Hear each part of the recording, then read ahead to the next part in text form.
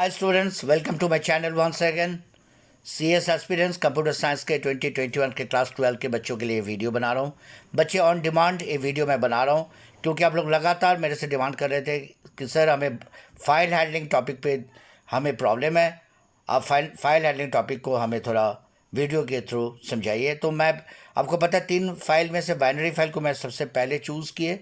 आज मैं binary file के मैकेनिज़्म आपको समझाने चाहता हूँ और स्पेशली ये मैंने सीबीएसई जो सैम्पल पेपर से मैंने लिए क्वेश्चन, और मैं आपको बताऊँ ये 2 जगह आपको बेनिफिट देगा। एक तो थ्योरी में 5 मार्क्स के जो लास्ट क्वेश्चन है, क्वेश्चन नंबर 40, उस पर आपको बाइनरी फाइल मिलना है, as well as practical examinations में जो पाइथन कोडिंग आपको कंप्यूटर में लैब टेस्ट में मिलना है, उसमें भी फाइल हैंडलिंग के आने के चांस ज़्यादा है। और उस 7 मार्क्स के आपको टॉपिक मिलना है, उसमें आपको प्रोग्राम को रन कराना, एग्जीक्यूशन करना और उसके कोडिंग को आउटपुट समेत आपको आंसर स्क्रिप्ट में लिखने होंगे। तो दोनों दोनों जगह ये आपको बेनिफिट देगा। तो without wasting for the time मैं एक बहुत ही स्टैंडर्ड सीबीएसई रिकमेंडेड क्वेश्चंस मैं आपसे शेयर कर रहा हूँ। ये आपके क्वेश्चन नंबर 40 में होंगे थियरी में। Question is a binary file book dot that, file के नाम है बुक डॉट डैट। आपको पता है जो बाइनरी फाइल के जो एक्सटेंशन होता है डॉट DAT रखा जाता है डेटा फाइल, और book dot that is the physical name of the file. और स्ट्रक्चर क्या बोला जा रहा है, book number, book name, author और प्राइस। इस तरह क्वेश्चन में आप ध्यान रखना कि आपको इस तरह के जो कंपोनेंट दिए जाएंगे, एलिमेंट्स दिए जाएंगे, उस पर आपको ध्यान रखना है। और इस स्ट्रक्चर में बुक नंबर है, बुक नेम है, ऑथर है, प्राइस है। मतलब ये लाइब्रेरी एक बुक्स ओरिएंटेड ये क्वेश्चन है। अब बोला क्या जा रहा है, 2 पार्ट दिए गए थे क्वेश्चंस के। एक क्वेश्चन नंबर 40 में 5 मार्क्स के क्वेश्चन में सीबीएसई रिकमेंडेड सैम्पल पेपर में है। राइट अ फर्स्ट पार्ट में है write a function create to input data for a record and add to book dot dat. Means आपके फंक्शन के नाम है क्रिएट, याद रखना ये यूज़र डिफाइंड फंक्शंस है, इसमें आपके कोई चॉइस नहीं है क्योंकि ऑलरेडी इंस्ट्रक्शन आपको दिया गया कि आपको फाइल के नाम फंक्शन नेम क्रिएट रखना है, तो आप इसी को फॉलो करोगे। और बोला क्या गया, आप इस जो स्ट्रक्चर आपको मेंशन करा गया इस बेस पे आप डेटा रीड करोगे, रिकॉर्ड को इनपुट करोगे प्रोग्राम के through, and add to book dot dat. Means आप बुक डॉट डैट जो फाइल आप क्रिएट करने जा रहे हो उसमें इस सारे कंटेंट्स को, इस रिकॉर्ड को, स्टूडेंट्स रिकॉर्ड को, बुक्स रिकॉर्ड को आपको लिखने हैं। और आपका फाइल के नाम क्या है, बुक डॉट डैट, मतलब ये आपका फिजिकल नेम है डेटा फाइल के, और इसी नाम से हार्ड डिस्क में स्टोर होंगे। और सेकंड पार्ट में, इसके एक सेकंड पार्ट है, सेकंड पार्ट में ये बोला जा रहा है write another user defined function count. Parameter में देखो आर्गुमेंट में ऑथर गिवन है, means author as parameter use करना है। और ये भी पाइथन में आपको कोडिंग करना है which accepts author name as parameter and count and return number of books by the given author are stored in the binary file book.dat। इस क्वेश्चन को सेकंड पार्ट को अच्छी तरह समझो। ये बोला जा रहा है काउंट नाम के जो फंक्शन है विद पैरामीटर ऑथर, आपको क्या करना है, जो बुक डॉट डैट में आपने क्रिएट फंक्शन के थ्रू जो रिकॉर्ड्स आपने डाले हो इनपुट करके, जिस रिकॉर्ड को आपने बुक डॉट डैट के अंदर डाले हो उसी फाइल में से उस रिकॉर्ड को दोबारा रिट्रीव करना है, आपको पढ़ना है रीड मोड में, और एक पर्टिकुलर ऑथर के लिए आपको सर्च करना है। अगर वो ऑथर के नेम मैच हो जाए तो आपका जो फंक्शन है वो नंबर ऑफ कितने बुक्स उस ऑथर के लिखे हुए बुक्स उस स्टोर में, उस डेटा फाइल में है, वो बताया जाएगा। एज वेल एज आपको ये भी बताने होगा कि उस पर्टिकुलर ऑथर के कितने बुक्स है, आपके टोटल जो रिकॉर्ड्स उसमें इनपुट आपके फाइल में है। ओके बच्चे, मैं दोनों पार्ट के आंसर्स अलग अलग करके यहाँ क्लासीफाई किए, और मैंने आपको हैंड रिटन मोड में इस वजह से दिए क्योंकि मैं बड़े आराम से मैं इसे कंप्यूटराइज करके आपको समझा सकता था।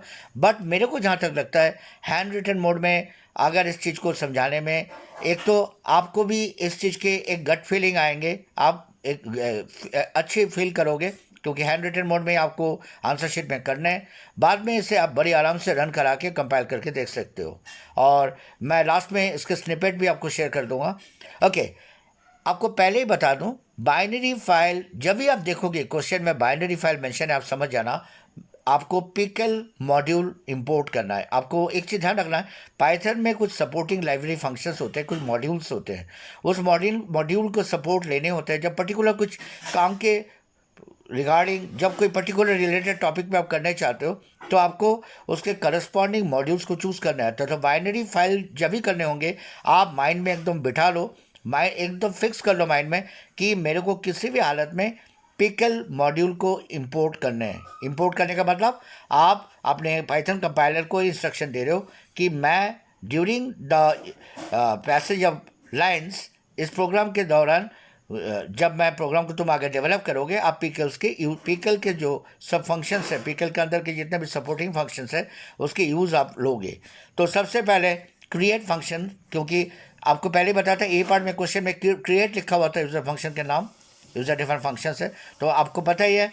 और एक चीज़ मैं बता दूं, जब आप आइडियली में स्क्रिप्ट मोड में जब प्रोग्राम को आप लिखने बैठोगे, वैसे तो आपको पता है पाइथन आइडियली में आपको ऑटोमेटिकली जब आप टाइप करने जाओगे, इंडेंटेशंस जो है एक बहुत ही अहम रोल रखता है पाइथन में।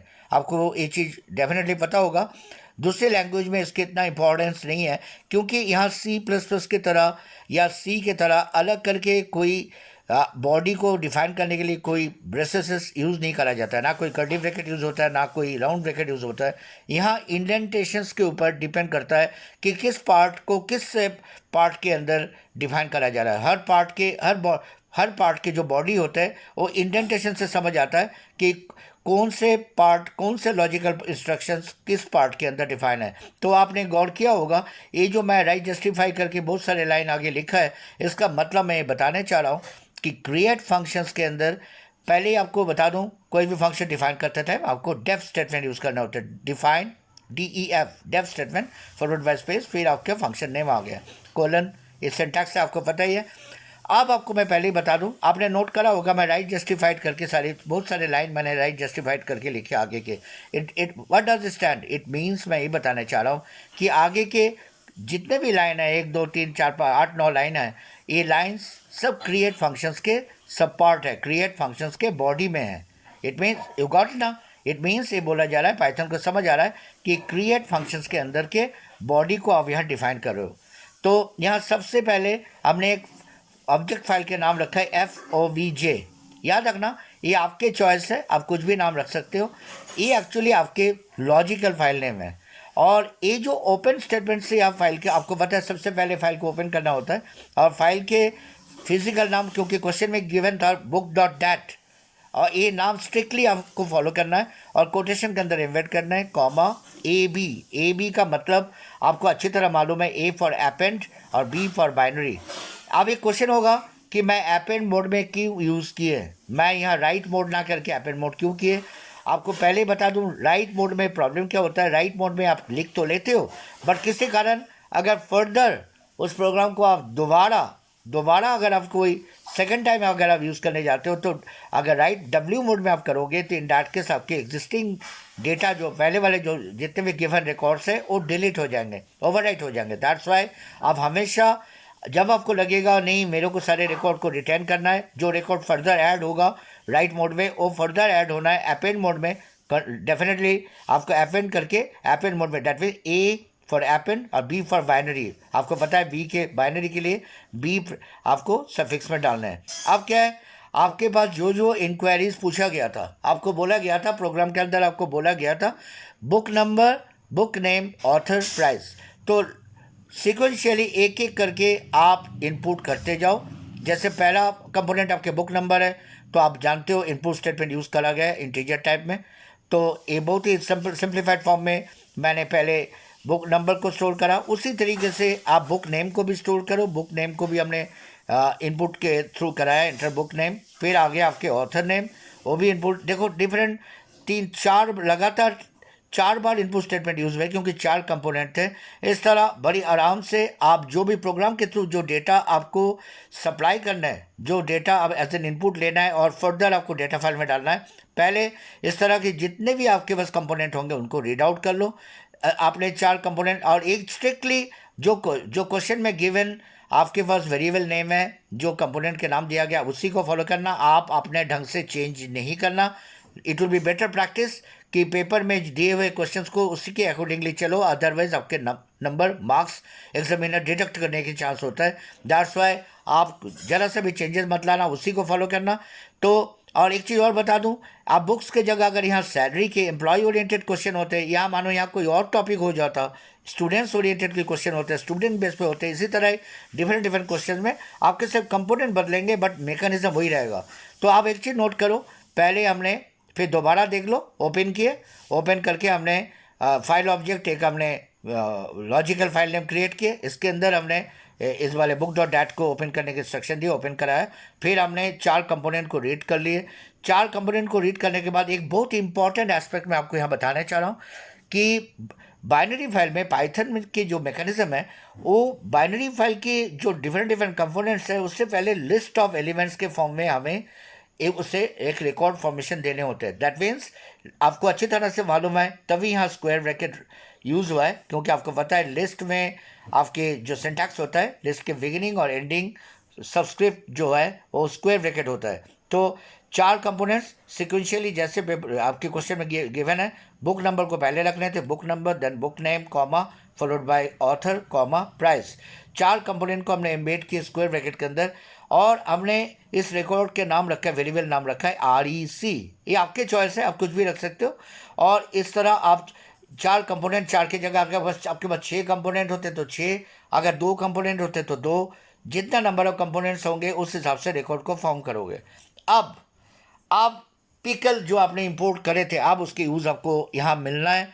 पिकल डॉट डंप, याद रखना, मैंने तुम्हें पहले ही कहा था, पिकल आपके मॉड्यूल है, और उस मॉड्यूल की यूज़ करने के पीछे आपके पर्पस क्या था, क्योंकि आपको आगे जाके आप डेफिनेटली आपको डंप यूज़ करने थे। डंप एक्चुअली लिखने के एक मेथड है, DUMP डंप, ये पिकल के एक सब फंक्शन है, ये पिकल इसे रिकॉग्नाइज कर पाता है। दैट्स वाई ये ध्यान रखना, अगर आप डायरेक्टली डंप लिखते तो ये रिकॉग्नाइज नहीं होता, कंपाइलर, पाइथन कंपाइलर इसे रिकॉग्नाइज नहीं कर पाता। बट पिकल के सब पार्ट में, दैट्स वाई पिकल के ऊपर डॉट ऑपरेटर लगाओ, पिकल डॉट डंप लिख के फिर आपके सिंटैक्स के आर्गुमेंट डालो, राउंड ब्रैकेट के अंदर जो रिकॉर्ड आपको लिखने हैं, जो आपने लिस्ट ऑफ एलिमेंट्स को रिकॉर्ड में आपने स्टोर कर रखा है, लेफ्ट हैंड साइड में 2 आर्गुमेंट है, इससे पहले लेफ्ट REC आएंगे और बाद में आपके फाइल ऑब्जेक्ट के नाम आएंगे, क्योंकि आपने फाइल ऑब्जेक्ट के नाम FOVG दिए थे। इस मतलब आप ये बताने चाह रहे हो, आप डंप मेथड के थ्रू, मतलब आप डेटा फाइल में लिखने के काम कर रहे हो, और क्या लिख रहे हो, जो रिकॉर्ड में कंपोनेंट्स है, जो लिस्ट ऑफ एलिमेंट्स है, और तुम लिखने जा रहे हो। और लिखने कहाँ जा रहे हो, राइट हैंड साइड में क्या है, FOVG में। FOVG आपके लॉजिकल फाइल नेम है, logical file name FOVG file object. ये नाम आपकी मर्जी से कुछ भी रख सकते थे, जो नाम यहाँ है वही नाम आपको यहाँ रखना है, जो नाम यहाँ है वही नाम यहाँ रखना है। और यहाँ आपने REC करे थे रिकॉर्ड के नाम, तो यहाँ REC, तो पहले रिकॉर्ड आएंगे, फिर उसके फाइल ऑब्जेक्ट के नाम आएंगे। इस तरह आपने एक कंप्लीट सेट ऑफ रिकॉर्ड्स को जो आपको बोला गया था आपने उसमें लिख लिए, और इट मीन्स आपने डेटा फाइल जो आपके बुक डॉट डैट के अंदर 1 सेट ऑफ रिकॉर्ड्स, मैं एज्यूम कर लेता हूँ ये पहले बार काम कर रहे हो, अगर पहले बार काम कर रहे हो तो 1 सेट ऑफ रिकॉर्ड्स आपके स्टोर हो चुका है, क्योंकि आपको एक सेट ऑफ रिकॉर्ड के लिए बोला गया था। आपको नंबर ऑफ रिकॉर्ड्स अगर इससे ज़्यादा बोला जाता है, n टाइम्स के लिए बोला जाता है, तो आप लूप इंट्रोड्यूस कर सकते हो बड़ी आराम से। यहाँ लूप फॉर के लूप लगा के आप नंबर ऑफ टाइम्स के कंट्रोल कर सकते हो, पर फिलहाल क्योंकि हमारे क्वेश्चन में सिर्फ एक बार के लिए बोला गया, तो हमें सिर्फ इतना ही करना है। और आपको अच्छी तरह मालूम है, लास्ट में आपको किसी भी हालत में करने ना भूलना, क्लोज करने होते हैं। जैसे आप ओपन करते हो, लास्ट में आपको क्लोज करने होते हैं, क्लोज करना बहुत ज़रूरी होता है, अदरवाइज बाद में जाके प्रोग्राम आपके मैल फंक्शनिंग कर सकता है। और क्लोज किसे करोगे, जो फाइल आपने ओपन की तो ऑब्जेक्ट फाइल FOVJ वही आप क्लोज करोगे। डॉट ऑपरेटर यहाँ भी यूज़ होगा, डॉट क्लोज। अब एक इंटरेस्टिंग बात मैं आपको यहाँ शेयर करना चाहता हूँ, क्योंकि इसे मैं थियोरेटिकल पेपर में क्वेश्चन के फॉर्म में जिस तरह आए हुए थे उसके एज पार आंसर फॉर्म में मैंने आपको दिखाया। अगर आपको क्वेश्चन ये थियोरेटिकली मिल जाए तब तो वेल एंड गुड, यहाँ तक लिखना ही आपके लिए काफ़ी है, will get full marks. 2 part में से एक पार्ट का आंसर आपके यहाँ ख़त्म हो रहा है। लेकिन अगर आप इसे अगर प्रैक्टिकल में क्वेश्चन असाइन हो जाए तो आप इसे एग्जीक्यूट कराते टाइम आप यहाँ तक लिखोगे तो प्रोग्राम आपका एग्जीक्यूट नहीं होगा। यह उसके वजह क्या है, मैं उम्मीद करता हूँ शायद आप लोगों को समझ आ गया, फिर भी मैं आपको बता रहा हूँ एक्चुअली क्या है।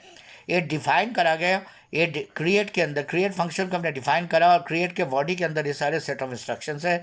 बट हमें कंपाइलर को ये भी बताना है, ये हमें ही इंस्ट्रक्शन देना है at the end of the body of the functions कि हम इसे एग्जीक्यूट कराना चाहते हैं। दैट्स वाई, क्योंकि जब आप प्रैक्टिकली करने बैठोगे तो आपको इस प्रोग्राम को रन भी कराना है, तो दैट्स वाई सिर्फ डेफिनेशन पार्ट लिखने से नहीं होगा। एग्जीक्यूट कराने के लिए आप इंडेंटेशंस के बाद, यस, डेफिनेशन पार्ट कंप्लीट होने के बाद यहाँ फिर आपको एक लाइन ऐड करना है, वो मैं यहाँ ऐड कर देता हूँ। CREATE जो फंक्शंस के नाम है वो आपको यहाँ देना जरूरी है, followed by round bracket, followed by round bracket, क्योंकि आपको पता है फंक्शन कॉल करना है। और इसके इंडेंटेशन पे ध्यान दो, मैंने इससे फिर लेफ्ट जस्टिफाई कर दिए क्योंकि इस बॉडी से हम अब बाहर आ गए, क्लोज कर दिया हमने फंक्शन को। दैट्स वाई हम क्रिएट को ये करना, मैं बार बार बता रहा हूँ, अगर आप मशीन पे कंप्यूटर में इसे रन करवा रहे हो तो ये देना जरूरी है, और अगर थियोरेटिकली लिख रहे हो तब यहाँ तक लिखना ही आपके लिए काफ़ी है।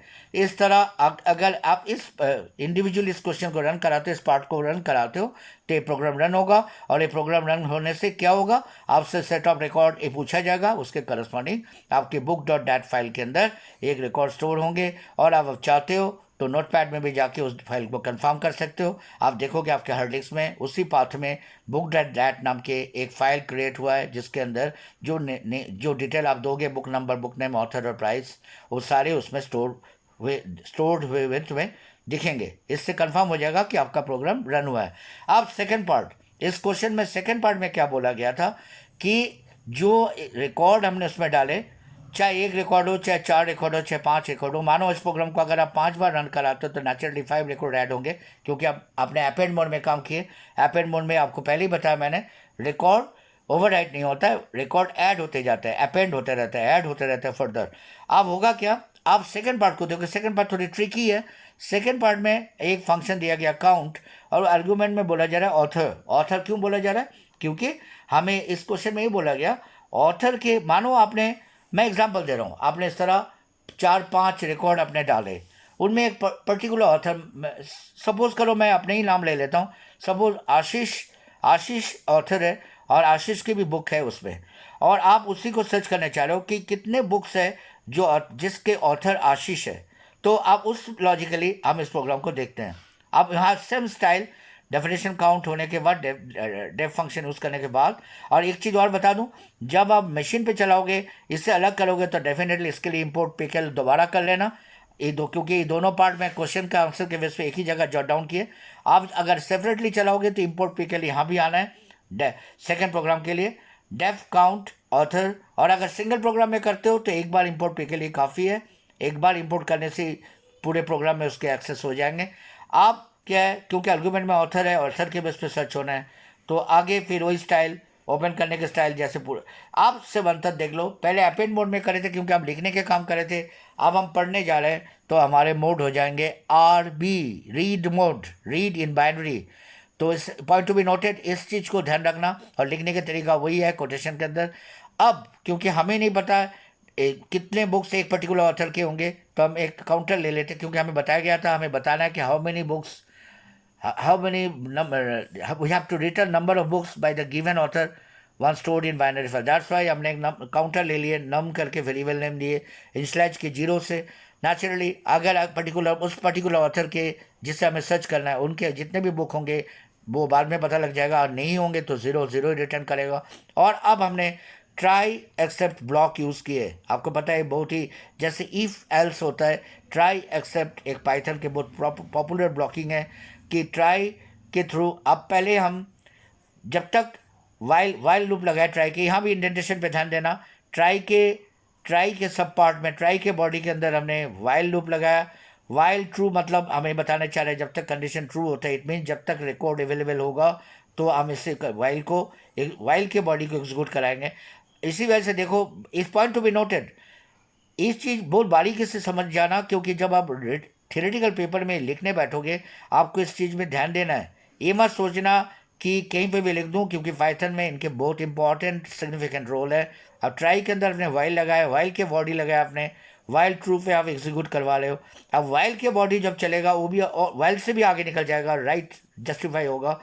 अब उसी तरह जैसे आपने पिछले फंक्शन पे करे थे, रेक इक्वल्स टू पिकल, अब डंप के जगह लोड आ गया। यस, लोड एक्चुअली रीड को बोला जाता है, डंप राइट मोड को लिखते टाइम डंप यूज़ होता है पिकल में, और पढ़ते टाइम लोड यूज़ होता है। जब फाइल से पढ़ने होता है तब हम लोड बोलते हैं। और क्योंकि हमने फाइल ऑब्जेक्ट के नाम FOBJ दिए थे पिछले प्रोग्राम, पिछले सब पार्ट में भी हमने ऐसे ही करे थे, तो अब हम लोड करने जा रहे हैं फाइल ऑब्जेक्ट को, क्योंकि अब हमें पता है हम कहाँ से लेने जा रहे हैं डेटा, हम लेने जा रहे हैं रिकॉर्ड, हम कहाँ से लेने जा रहे हैं डेटा फाइल book.dat से, क्योंकि हमने ऑलरेडी book.dat में आपने रिकॉर्ड स्टोर कर रखा है, उसी के बेस पे काम हो रहा है। अब क्या है, आप बहुत एक इंपॉर्टेंट फीचर में यूज़ करने जा रहा हूँ। जैसे ही हमने लोड कर लिया, मतलब एक सेट ऑफ रिकॉर्ड आपने रिकॉर्ड में आपने रिस्टोर करा लिए। अब आपको ये चेक करना पड़ेगा, ऑथर एक पर्टिकुलर ऑथर, आप ऑथर रेक टू, ये बहुत इंपॉर्टेंट कंपोनेंट है, ये समझ आपको अच्छी तरह समझने होंगे। ऑथर एक्चुअली लोकेशन वाइज देखा जाए तो कहाँ है, 0, 1, 2 सेकंड पोजीशन में ऑथर है। दैट मीन रिकॉर्ड के सेकंड, क्योंकि आपको पता है गिनती काउंटिंग जीरो से होता है। रिकॉर्ड 0 में बुक नंबर है, रिकॉर्ड 1 में बुक नेम है, रिकॉर्ड 2 में ऑथर है। That's why if author equals to, आपको पता है लॉजिकल में डबल इक्वल्स टू होते हैं, double rec to, yes, rec के 2 सब्सक्रिप्ट देने का मतलब हम रेक के सेकंड कंपोनेंट को ढूंढ रहे हैं, क्योंकि हमें पता है ऑथर के जो भी नाम है वो हमने रिकॉर्ड के थर्ड लोकेशन में रखा। थर्ड लोकेशन मतलब सब्सक्रिप्ट के वैल्यू के सबसे सेकंड, क्योंकि 0 से काउंट हो रहा है। अब अगर ये कंडीशन मैच हो जाए, क्योंकि हमें बोला गया था हमें नंबर रिटर्न कराना है, अगर किसी कारण जो जिस पर्टिकुलर ऑथर को हम ढूंढ रहे हैं वो अगर यहाँ मैच हो जाए और रिकॉर्ड 2 में है, तो नंबर को एक इंक्रीमेंट कराना है, num equal to num plus 1, क्योंकि हमें नंबर पे ध्यान रखना है कि हमें नंबर वैल्यू रिटर्न कराना है। और अगर मैच हो जाए, क्योंकि देखो मैं ईफ के इंडेंटेशन पे ध्यान दो, ईफ बॉडी के अंदर आप फिर ये 2 लाइन लिखें, दैट्स वाई राइट जस्टिफाइड है। ईफ से भी आगे एक तो नंबर ऐड होंगे अगर वो ऑथर मिल गया पर्टिकुलर जिससे आप ढूंढ रहे हो, और साथ साथ प्रिंट करना है। प्रिंट उसी तरह करना है जैसे, याद करो पिछले फंक्शन में जब रीड करते टाइम हमने लिस्ट फॉर्म में करे थे, प्रिंट भी लिस्ट फॉर्म में होंगे, याद रखना। क्योंकि बाइनरी फाइल में जो रिकॉर्ड को स्टोर करा जाता है लिस्ट ऑफ एलिमेंट्स के शेप में करा जाता है। दैट्स वाई लिखते टाइम भी हम अब एक एक करके कंपोनेंट उठाएंगे, रेक 0, रेक 1, रेक 2, रेक 3। 4 सब्सक्रिप्ट वैल्यू है, 0, 1, 2, 3, क्योंकि आपके 4 कंपोनेंट है, 0 से शुरू हो रहा है, दैट्स वाई 0 से चल के 3 तक। इट मीन्स क्या होगा, क्या अगर ऑथर मैच हो जाएगा तो नंबर में 1 इंक्रीमेंट होगा, मतलब 0 की जगह 1 हो जाएगा अगर पहले बार मैच हुआ है, और उसके करस्पॉन्डिंग वैल्यू आपको दिखाया जाएगा। ये तो गया अगर ट्राई के पार्ट में ये सारे वाइल लूप के अंदर काम हो रहा था, अगर वाइल वैल्यू ट्रू हो रहा है तो। और फिर आप एक्सेप्ट ब्लॉक में आओ, क्योंकि एक टाइम ऐसा होगा, आप ये तो डिपेंड कर रहा है आपके बाइनरी फाइल में, डेटा फाइल में कितने रिकॉर्ड्स हैं, चाहे एक बार एक रिकॉर्ड हो, चाहे 2 रिकॉर्ड हो, 3 रिकॉर्ड हो। जब मैच इस तरह करके जब आपका टोटल फाइल का एंड ऑफ फाइल तक पहुंच जाओगे तो एक्सेप्ट क्लॉज में आओगे। एक्सेप्ट क्लॉज में ट्राई के करस्पॉन्डिंग आपको पता है काउंटर पार्ट एक्सेप्ट ब्लॉक है। एक्सेप्ट ब्लॉक में आपको पता है कि फाइल को क्लोज करना है, कि यहाँ कोई अलग करके काम नहीं दिया गया, हमें सिर्फ सर्च करके दिखने थे, और अगर मैच हो गया तो सर्च हमने उसके काउंटिंग को बढ़ाने थे नंबर को, और उसे शो करने थे, और नहीं हुआ और रिकॉर्ड अगर एंड हो गया, हमारे फाइल के एंड पे पहुंच गए, तो हमें क्लोज करना है। क्लोज करना बहुत ज़रूरी होता है। फिर हमने एक रिटर्न स्टेटमेंट लगाया नम को रिटर्न करने के लिए।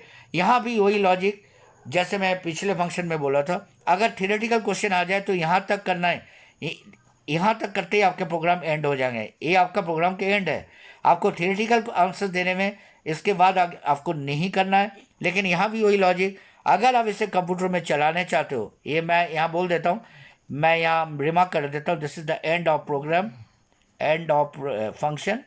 लेकिन अगर मानो आप इस प्रोग्राम को कंप्यूटर लैब में, लैब टेस्ट में, अगर प्रैक्टिकल में आपको एक क्वेश्चन मिल जाए, तो आपको फिर क्या करना है, आपको इसे वेरीफाई करने के लिए मैंने जानबूझ के ऑथर में आशीष ले लिए काउंट में आर्गूमेंट, क्योंकि आपको पता है इस बार काउंट के अंदर आर्गूमेंट में ऑथर गिवन था, तो मैंने पर्टिकुलर आशीष नाम ले लिए। और मैं एज्यूम कर रहा हूँ, मैं एज्यूम कर लेता हूँ कि रिकॉर्ड में आपने डेफिनेटली आशीष नाम से कोई बुक ऑथर के नाम रखे होंगे। अगर रखे होंगे तो वेल एंड गुड, नहीं भी रखे तो कोई दिक्कत नहीं। अगर मैच होगा तो काउंट आशीष, इसका मतलब क्या है, काउंट मेंशन होते ही कंट्रोल कंपाइलर कंट्रोल को यहाँ से काउंट डेफिनेशन पे भेज देंगे फंक्शन पे, वहाँ से काउंट के सारे काम शुरू होगा, और ऑथर के अंदर आशीष जाएगा, क्योंकि आपने आर्गूमेंट में आशीष रखा है, आशीष जाकर ऑथर में रिप्लेस होगा। फिर एक पूरा लॉजिक में ऑथर आशीष के नाते कंपैरिजन होगा रिकॉर्ड 2 पोजीशन में, और आपके रिकॉर्ड के सेकंड कंपोनेंट में 2 पोजीशन में, मतलब 0, 1, 2 थर्ड लोकेशन में अगर आशीष मैच कर जाए तो नंबर ऐड होगा, प्रिंट भी होगा रिकॉर्ड, और साथ साथ नीचे बाहर हमने at the end total number of records में एंड रखा है। इसका कारण क्या है कि इस तरह आशीष अगर आपके सेट ऑफ रिकॉर्ड्स में एक बार से ज़्यादा है, 2 बार है, 3 बार है, और तीनों बार आपको प्रिंट भी दिखेंगे आशीष ऑथर के समेत जितने भी बुक डिटेल है, और वो लास्ट में आपको ये भी बताएंगे how many books are there written by Ashish, particular author Ashish. मैंने यहाँ जस्ट एग्जांपल दे, मैं अपने ही नाम को यूज़ किए, इस जगह आप अपने नाम भी यूज़ कर सकते हो। और इस तरह बच्चे इस प्रोग्राम को आप पार्ट बाय पार्ट एग्जीक्यूट करा सकते हो। और मैं आपको ये प्रोग्राम दे रहा हूँ, ये मल्टीपर्पज़ है, बहुत ही इंपॉर्टेंट प्रोग्राम है आपके प्रैक्टिकल एग्जामिनेशंस के लिए भी और आपके थियोरेटिकल एग्जामिनेशन के लास्ट क्वेश्चन में पार्ट आएंगे बाइनरी फाइल। अब होगा क्या, ये भी सुन लो। आप इस मैकेनिज्म को अच्छी तरह से समझ लो, इस प्रोग्राम को रन कराओ, ये प्रोग्राम डेफिनेटली एग्जीक्यूट होगा, क्योंकि ये प्रोग्राम एग्जीक्यूट करे हुए प्रोग्राम है। मैं इसके स्निपेट भी शेयर कर दूंगा वीडियो में, बट मैं बस इतना आपको कह सकता हूँ कि आपको प्रोग्राम इसी पैटर्न के मिलना है। सिर्फ आपको यहाँ बुक के डिटेल की जगह हो सकता है आपको स्टूडेंट के डिटेल के ऊपर क्वेश्चन आ जाए, हो सकता है आपको एम्प्लॉयज़ के ऊपर मिल जाए, कुछ और टॉपिक में मिल जाए, बट लिखने का मैकेनिज्म यही है। और याद रखना, आपके physical name book dot that, ये जो एग्जाम्पल मैंने दिए, ये एक सिंगल प्रोग्रामर के लिए। कोई प्रोग्रामर अगर उसी हार्ड डिस्क में, उसी कंप्यूटर में सेकंड प्रोग्राम अगर करते हो तो आपको फाइल नेम बदलने होंगे, अदरवाइज उसी में ओवरराइट होगा। तो मैं उम्मीद करता हूँ बच्चे कि ये आपके लिए बहुत फ्रूटफुल रहेंगे। और मैं आपको प्रॉमिस कर रहा हूँ, मैं लगातार इस तरह के बाइनरी फाइल के और भी कम प्रोग्राम्स लेके sequentially binary file, text file और CSV फाइल पे आपको कराते रहूँगा जब तक आपके पेपर नहीं आते हैं। बट मैं अपने 30 ईयर्स एक्सपीरियंस शेयर कर रहा हूँ आपके साथ।